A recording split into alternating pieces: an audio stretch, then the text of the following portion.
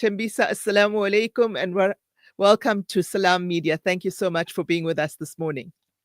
Thanks for having me. Assalamu alaikum wa rahmatullah. Wa alaikum salam wa rahmatullahi wa barakatuh. So, Thembisa, the first thing I'm going to ask you to do is to really set that big picture scene for us. How is the current situation in the global West, not just in the US, although particularly in the US, but also its impact on Western Europe? How, and perhaps even Australia and Canada, etc.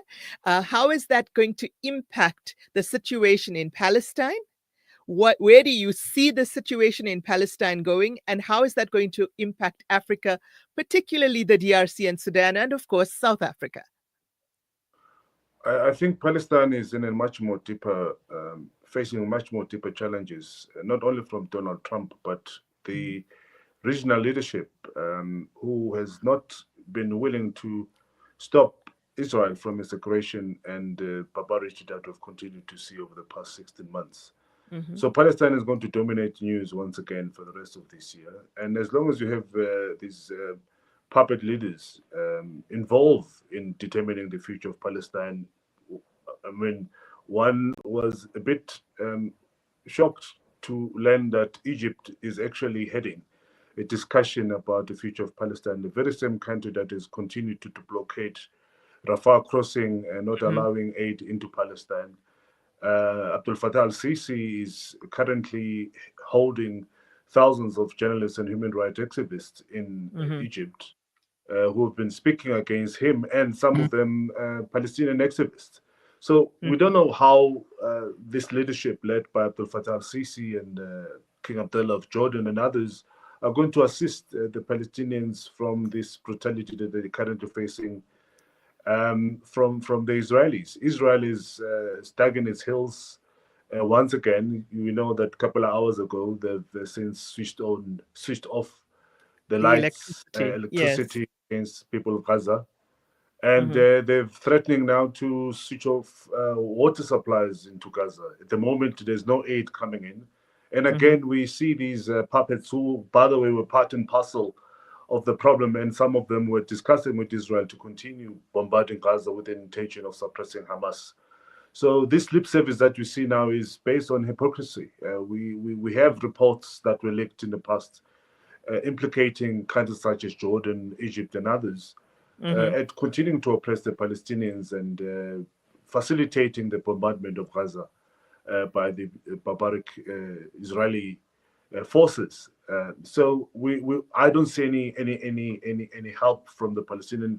Surprisingly, though, I think Trump might just twist the hand of Benjamin Netanyahu as he did before. I think the ceasefire is going to continue. The United States is going to Jeddah not too long from now to meet Vladimir Zelensky. And I think during that discussion, Mohammed bin Salman, who is expected to pump in some money into the reconstruction of Gaza, will impress on Trump that they are not going to be constructing something that's going to be bombarded once again by Israel. And Mm-hmm. that's been the condition, at least, of the Gulf countries that is expected to be funding Palestine.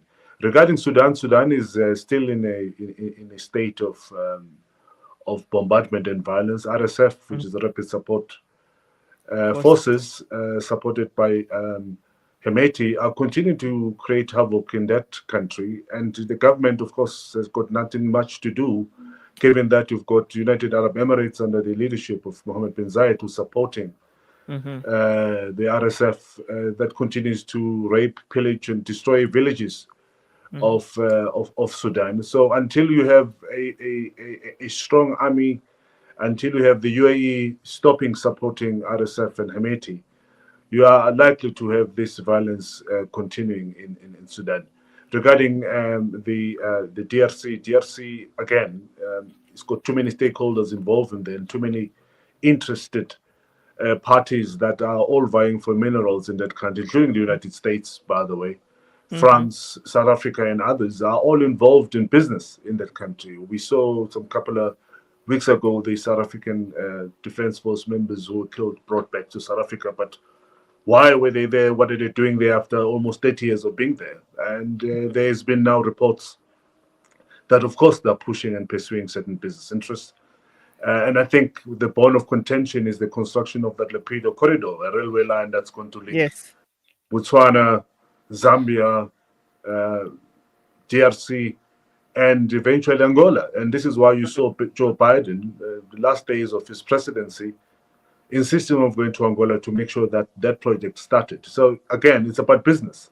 And look, Mm-hmm. if you want to really want to understand what's going on there and why South Africa is there, all you need to do is to look at the involvement of Angola, look at the Lupido Mm-hmm. corridor, and then you'll get to understand why we're there and why we continue insisting on being in the DRC and not doing what we're supposed to be doing, which is actually peacekeeping. Absolutely. Thank you so much for that, Thembisa. Just on that topic, let's unpack, you know, some of the things you've said. Let's start with the DRC.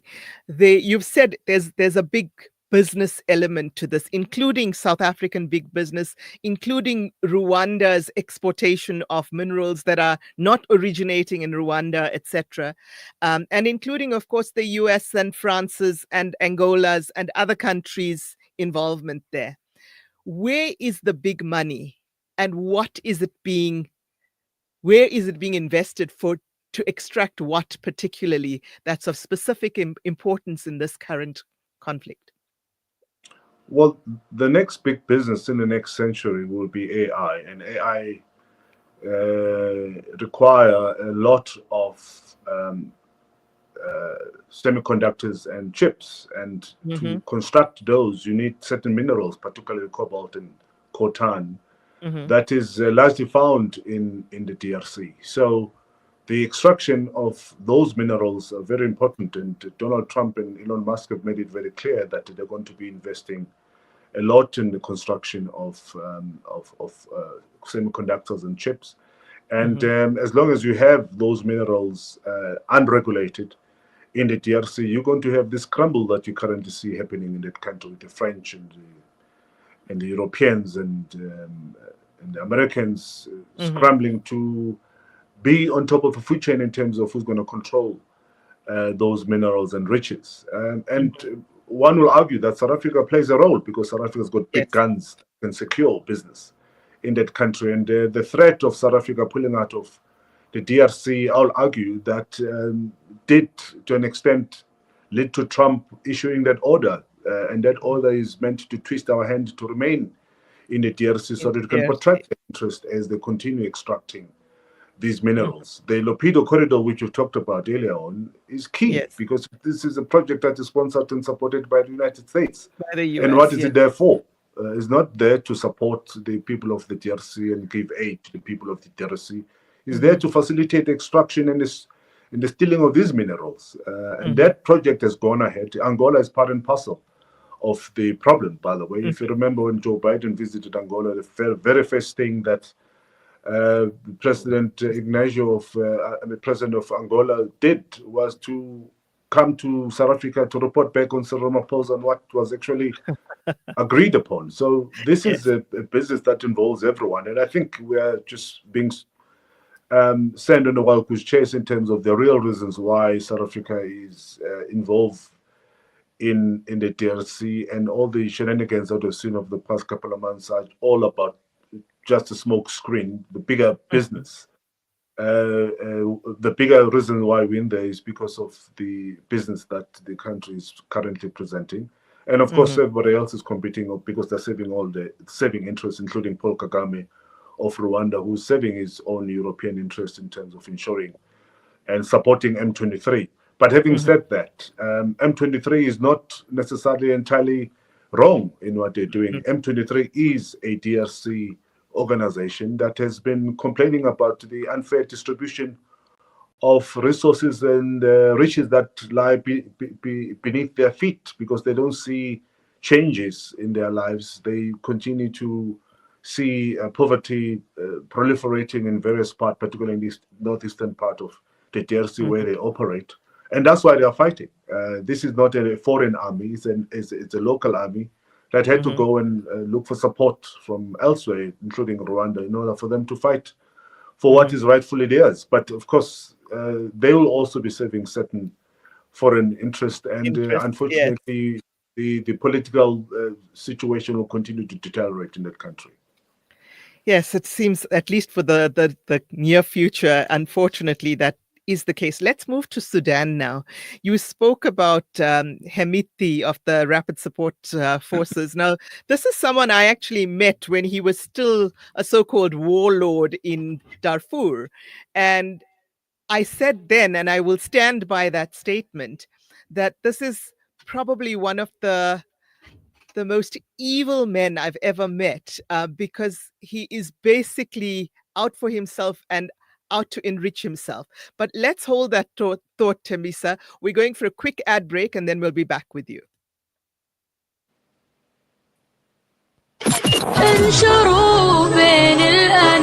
Salam Media, your spiritual companion this Ramadan. You know, it's a wonder how kids get anything done these days. With all the distractions, when do they even get time to study?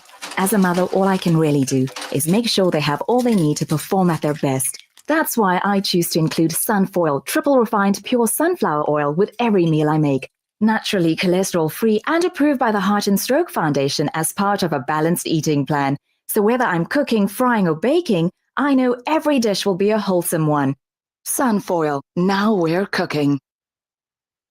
Discover the Africa of your dreams and surround yourself with her spectacular beauty. Relax beneath her serene sunsets and explore wildlife at its natural best. It's where the pride of Africa comes together. The Kwantu Private Game Reserve. Get to know the Big Five or cruise on an elephant safari game drive. Interact with lion and tiger cubs and enjoy world-class halal cuisine while we pamper you during your 5-star stay. Indulge in the true African experience. For reservations, call now on 042-203-1400 or visit kwantu.co.za. The Kwantu Private Game Reserve, the place of gathering. Freedom Stationery supply Marlin and Marlin Kids pens to me and my school friends. They supply just about everything we need to help us get a better education, from books to files to rulers. In fact, any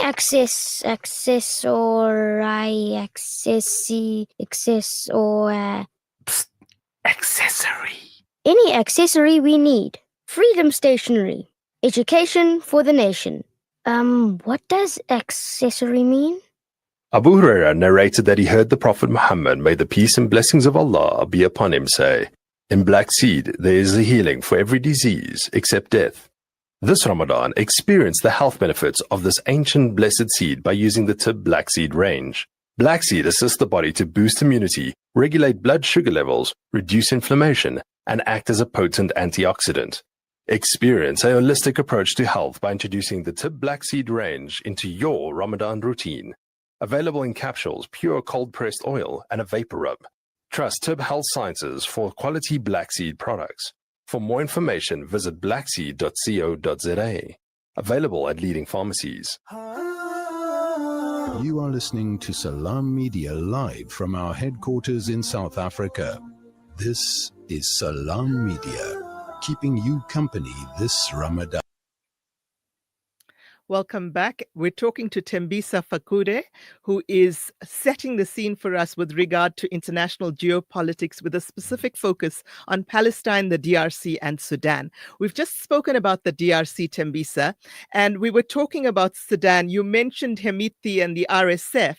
Why is it that the RSF is getting so much support from the United Arab Emirates? There's obviously a political motive, but is there also an economic one? We know, for example, that the RSF and Hemiti in particular controls areas of land that are very gold rich, for example.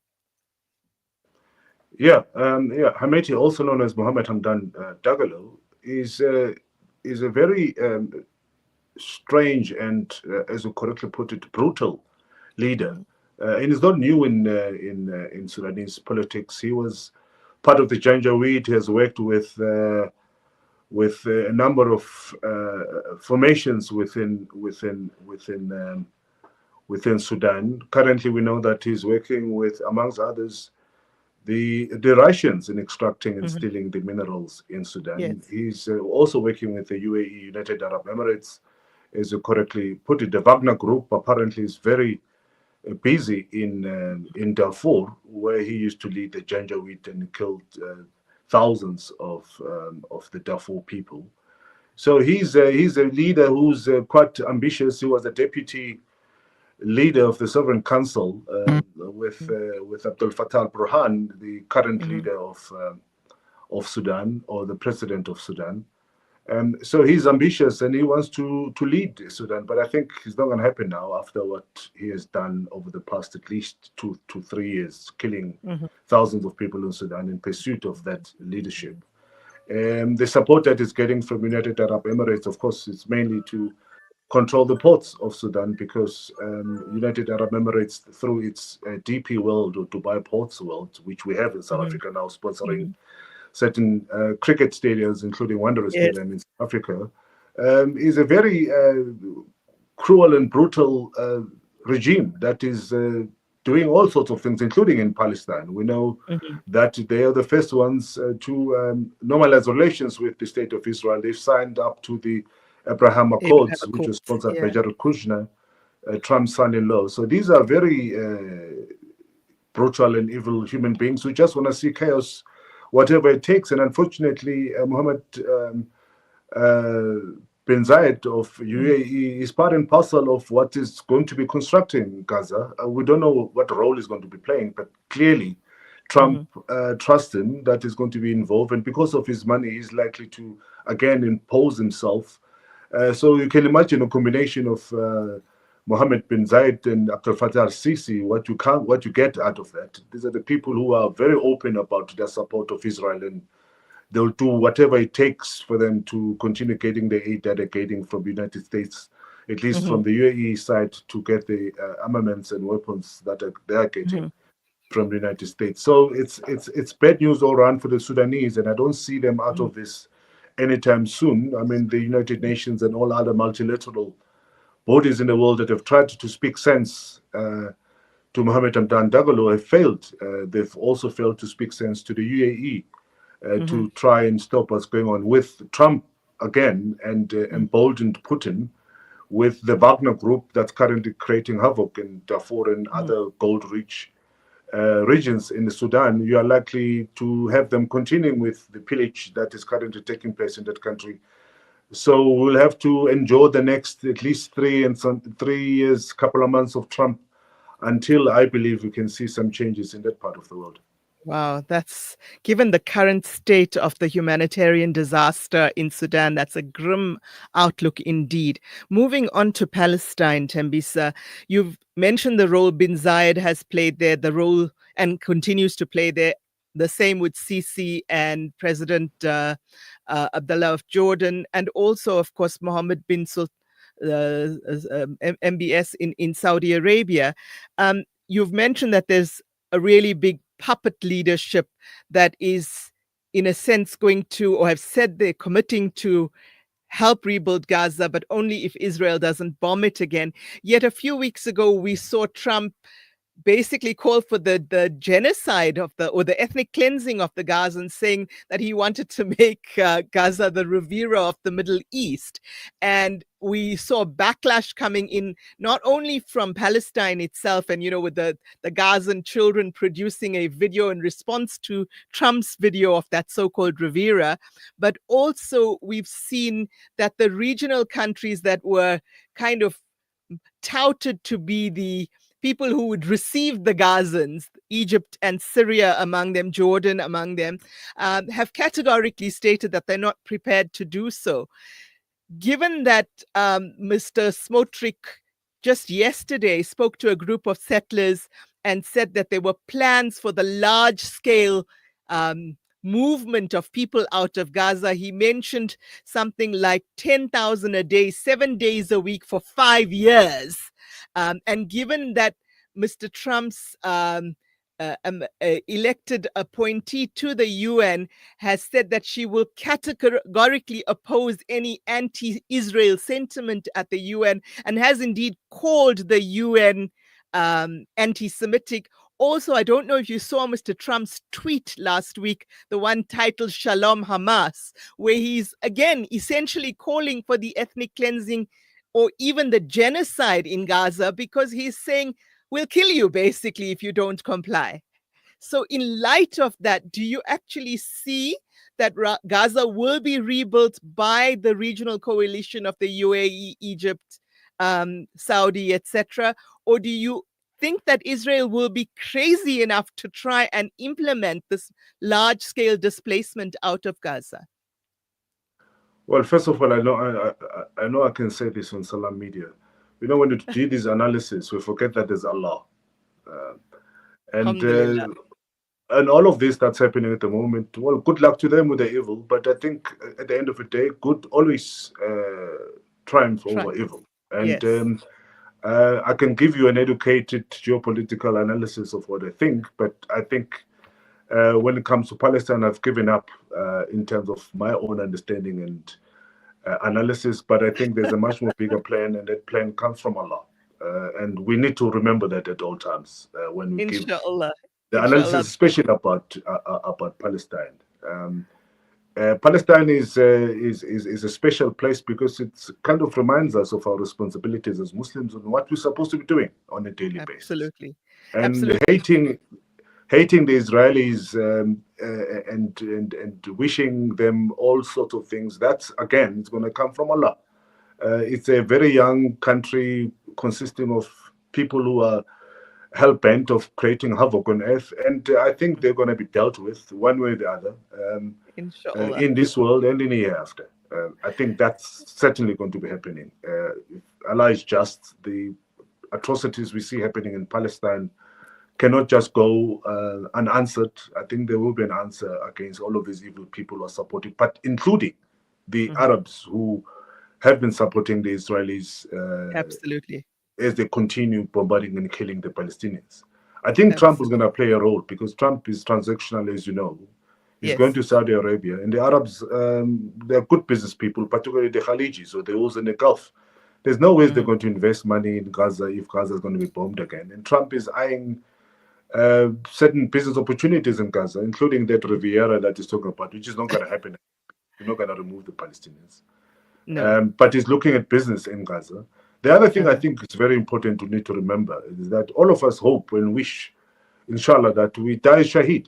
And whilst it's bad things happening at the moment in Palestine, those people are lying under those rubbles and those that have been killed, alhamdulillah, inshallah, they've gone before us, and inshallah, they are in a much more better company than some of us are still striving for on this earth. So while the Israelis think that they are really punishing the Palestinians, but they're actually facilitating, because for them this is the heaven, right? They believe that they'll live forever, but we know that ours is akhirah, inshallah. And when we get there, we're going to be the company of great Anbiya and prophets and all the good people that we like to be. And I think the Palestinians, the men in which they've been killed, all of them are guaranteed Jannah, inshallah. And we all hope and pray that we're going to be with them when that happens. So this might look as evil in our eyes, but Allah knows best, and there's no better way of dying than dying as a shaheed. And the evil ones who are continuing to do this evil, who think that they'll live forever, and the likes of Mohammed bin Salman and Mohammed bin Zayed and Abdel Fattah al-Sisi, inshallah, they'll also have their 10. And that 10 will come very soon. We're told, by the way, in the Quran, that the life of this world is coming from, the life of this world is likened to coming from your back door out into your front door. This is how short it is. But the life of the Akhirah is much more longer. So whilst we do give this geopolitical analysis and understanding, let us remember who we are as Muslims, that we are driven by the belief in Allah and the belief in Muhammad sallallahu alaihi wasallam. And these human beings don't believe in that. Of course, they believe in what we tell them in terms of a geopolitical analysis, whether Trump is going to twist the hand of Benjamin Netanyahu in the next couple of days, which I think is going to happen, because we must remember that Trump is hoping for a Nobel Peace Prize. And he wants to see himself as the one who's going to negotiate eventually peace. Yes, we hear his callous rhetoric. I don't think that's going to materialize, because the Arabs have rejected it. And because of that, I don't think it's going to materialize. Besides, if they're going to be putting money into rebuilding Gaza, Why must they do that if Benjamin Netanyahu and his brutes were going to come back and destroy Gaza? So I think Trump is going to read Benjamin Netanyahu and his cabinet the Riot Act. We are likely to see the second stage of the ceasefire. I'm convinced it's going to be implemented at least by the end of. Inshallah. And we continue to make dua for Gaza and to protest and to keep Gaza and Palestine generally, because there's ethnic cleansing going on in the West Bank and East Jerusalem right now as we speak. So to keep all of the Palestinians in our du'as, to keep awareness high, to keep protesting, to keep talking, inshallah. Because remember, that right now there's no electricity going to Gaza, which means no desalination of water. Therefore, no power, no water, aid and food have been blocked. So basically, those are the conditions that bring about genocide, and they will bring about a continuation of this genocide. So please, everybody, do keep Palestine and particularly Gaza in your thoughts, in your talks, in your prayers, inshallah. Thembisa Fakude, International Relations Specialist, Director at Mail and Guardian, and Director of Africa-Asia Dialogues. Jazakallah khair for being with us. Thank you for a very, very interesting and lucid scene setter of the global geopolitical arena with specific reference to Palestine, Congo, and Sudan. And thank you so much for your time. We appreciate it as always. Shukran. Thanks for having me. Afwan, jazakallah khair. Once again, assalamu alaikum wa rahmatullahi wa barakatuh. And with that, we go